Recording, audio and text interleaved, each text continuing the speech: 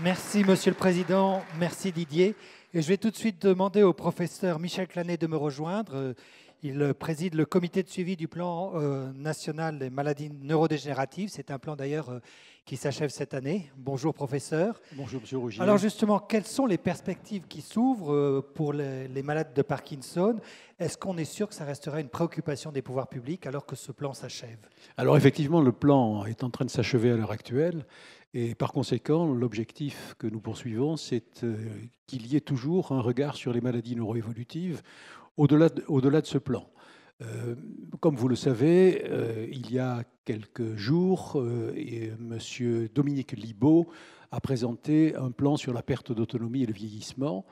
Et donc, vous parliez de regard tout à l'heure, on peut sur ces maladies-là avoir deux types de regards. Un regard qui est un regard spécifique, qui passe par pathologie, ce que nous avons fait depuis des années, où on voit très bien les limites que nous avons à un moment donné quand on s'adresse à des problèmes sociétaux, pour pouvoir mettre en place un certain nombre de mesures ou médico-sociaux.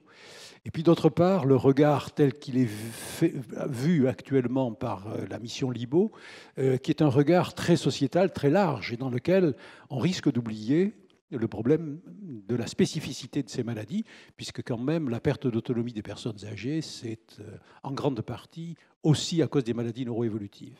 Donc notre travail aujourd'hui, c'est de demander une évaluation de ce plan externe qui permette de juger effectivement de ce qui a été fait, de ce qui reste à faire, de manière à ce que nous puissions avoir derrière une stratégie ou un plan qui puisse continuer de poursuivre l'approche spécifique dont je parlais et qui reste, à mon avis, importante. Vous le savez, l'association France Parkinson est très attachée à une action qu'elle estime majeure. Je pense à la formation des professionnels de santé, à l'ensemble des soignants qui interviennent autour des personnes malades de la maladie de Parkinson. Qu'est-ce qui va être fait pour renforcer cette formation, l'amplifier? Alors, je pense effectivement que le travail qui est fait par France Parkinson sur la formation est tout à fait important. Nous avons, au niveau du plan, essayé de générer un certain nombre de formations sur la maladie de Parkinson. Il y a le e-learning qui a été mis en place par l'association et qui a été soutenu par la Direction générale de la santé. Le problème, nous avons réussi à faire inscrire la maladie de Parkinson dans la formation nationale, la NFH. Le problème est qu'il y a peu de gens qui vont se former. Il faut former en particulier les personnes qui sont dans les établissements d'hébergement. Or, l'un des sujets majeurs, et vous le retrouverez dans la mission Libaud, et je crois que c'est un élément important, c'est que les effectifs sont tellement contraints qu'ils n'ont même pas le temps d'aller se former. Et par conséquent, il faut effectivement essayer de mettre en place un certain nombre d'innovations qui sont faites au niveau de certaines régions dans lesquelles il y a soit des équipes mobiles, soit des EHPAD qui ont la possibilité de faire de la formation et finalement d'aller aider la possibilité d'accompagner des personnes qui sont dans des situations, dans des centres d'hébergement dans lesquels les gens ne sont pas formés. Donc on réfléchit à des mécanismes d'innovation dans ce sujet qui pourraient permettre de résoudre le problème tant qu'on n'aura pas augmenté un peu le nombre de personnes qui travaillent dans ces centres d'hébergement et qu'on va appeler les maisons des personnes âgées. Alors le président Robillard faisait référence à tous ces médicaments, avec ces pénuries de médicaments qui reviennent sans arrêt, depuis des mois, je pourrais presque dire depuis des années. Souvent, on s'est tourné vers la ministre de la Santé en lui disant « Mais qu'est-ce que vous faites ?» Alors je me tourne à mon tour vers vous. Au nom des malades, qu'est-ce que fait aujourd'hui l'État pour éviter ces médicaments qui sont en rupture d'approvisionnement très régulièrement? Et ça continue depuis des mois. On a l'impression que rien n'est fait. Une sorte de naïveté au début du plan nous avait fait penser qu'en faisant inscrire ces médicaments sur la liste des médicaments d'intérêt thérapeutique majeur, avec les décrets qu'il y avait eu qu'avait signé la ministre précédente, on résoudrait le problème.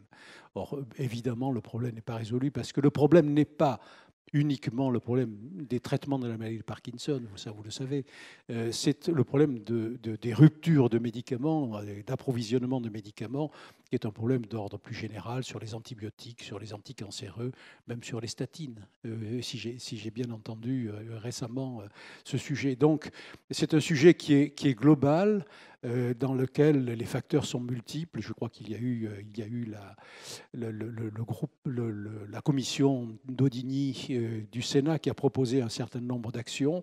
J'ai entendu il y a quelques semaines, Adrien Taquet, qui est secrétaire d'État, a dit qu'il allait y avoir un plan qui allait être proposé, qui tourne, si j'ai bien compris également, essentiellement autour d'une meilleure information. Mais en fait, je crois que le problème doit être pris à bras-le-corps. Et l'idée que l'on pourrait avoir à un moment donné la possibilité d'avoir quelques sites de production qui soient protégés au niveau national serait certainement une des propositions importantes qu'a faites la commission sénatoriale, mais sur laquelle je ne suis pas certain que les choses soient faciles à mettre en place. Donc, disons-le clairement, pas d'amélioration à court terme. Écoutez, je pense que ce que je dois dire quand même, c'est que la totalité des acteurs dans le contexte se mobilisent, aussi bien au niveau de la NSM, le LEM également, les associations, et je sais combien France Parkinson agit non seulement au niveau national, mais au niveau européen aussi. Je pense que c'est un sujet qui est un sujet particulièrement aigu en France, mais qui est un sujet un petit peu plus global, et je pense qu'il faut trouver des solutions.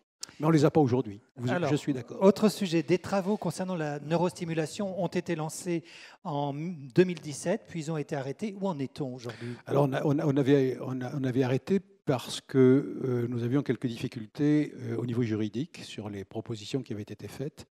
Et donc, étant donné que l'ensemble des autorisations d'activités sont reprises au niveau du ministère actuellement, et en particulier les autorisations en neurochirurgie, nous allons profiter de la révision des autorisations en neurochirurgie pour que ces groupes de travail se remettent en place. Donc, la prochaine réunion du groupe de travail est prévue la semaine prochaine ou au mois de mai, puisque je crois que nous avons eu quelques difficultés à avoir des neurologues pour participer à cette réunion. Donc, je pense que d'ici la fin de l'année, le problème du cahier des charges de la neurostimulation sera réglé. Et d'autre part, je pense qu'il est important également que des innovations qui sont mises en place dans diverses régions, je me déplace beaucoup dans les régions, à cause du plan maladie neurodégénérative et des assises, et je me rends compte que beaucoup d'innovations, ici ou là, mériteraient d'être développées. Il y en a une en particulier dans le Grand Est sur un programme de qualité d'accompagnement des personnes qui sont neurostimulées, qui me paraît tout à fait intéressant et qui pourrait être pris comme un exemple par beaucoup d'autres structures. Autre point, ce sera ma dernière question. Depuis 2016, il y a des travaux qui ont été faits autour de la souffrance, autour de la douleur. Ça intéresse vraiment beaucoup les personnes qui sont malades de la maladie de Parkinson, puisque certains ont ces douleurs ou ces souffrances. Est-ce que ces travaux sont aujourd'hui en cours? Est-ce qu'ils ont été arrêtés? Ça a été très important que de pouvoir organiser ces deux réunions qu'a organisé mon collègue et ami Étienne Hirsch, dans le contexte de la rencontre entre les personnes souffrant de ces maladies, les chercheurs et les cliniciens, qui a été à l'origine de deux journées tout à fait intéressantes. Je pense que les personnes qui ont assisté ont insisté sur cette possibilité de présenter effectivement ce qu'ils vivaient au quotidien.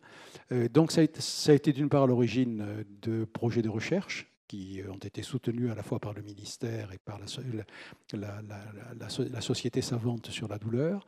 Et d'autre part, ça a donné lieu à un certain nombre de documents qui sont en train d'être diffusés actuellement, avec un site qui va prochainement, j'espère, ouvrir pour donner des informations en particulier sur la façon de prendre en charge la douleur neuropathique et toutes les douleurs qu'on trouve dans ces maladies, particulièrement dans la maladie de Parkinson. Bien, je vous remercie beaucoup, professeur Clanet. Merci de votre fidélité. Chaque année, vous venez un petit peu nous faire le point, qui du plan, qui des médicaments.